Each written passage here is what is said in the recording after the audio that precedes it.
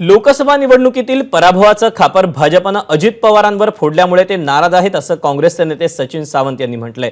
ABP माझाच्या झिरोवर या विशेष कार्यक्रमात ते बोलत होते। आता त्या आज जी पत्रकार परिषद झाली त्याच्यामध्ये अजित पवार साहेब कुठल्या दिशेला तोंड करून बघत होते हे म्हणजे संपूर्ण महाराष्ट्राने पाहिलं आणि तिथेच दोष दिलं चालू जात आहे की अजित पवारांना घेतलं त्यामुळे आम्हाला त्या ठिकाणी पराभवाला सामोरं जावं लागलं। हे कोण म्हणतंय? ह्यांच्याच पक्षातले साथीदार म्हणतात आणि नंतर आम्ही तिघ जण एकत्र येणार।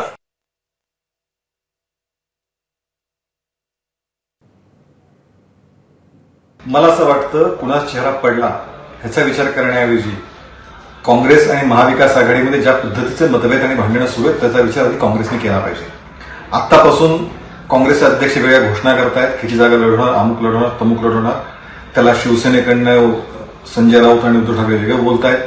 त्यामुळे मुळामध्ये उद्धव ठाकरेंचा ज्या विधानाचा अर्थ आज घेतला जातोय की काय ते शेवटचं अधिवेशन असेल त्याचे मत उद्धव ठाकरेंनी सभागृहात यायला पाहिजे, कारण ते सभागृहात किती वेळा येतात हा थोडा अभ्यास करून रिसर्च करून काढला पाहिजे। त्यामुळे महाविकास आघाडीत कसलाच ताळ मिळणे हे वारंवार दिसतंय।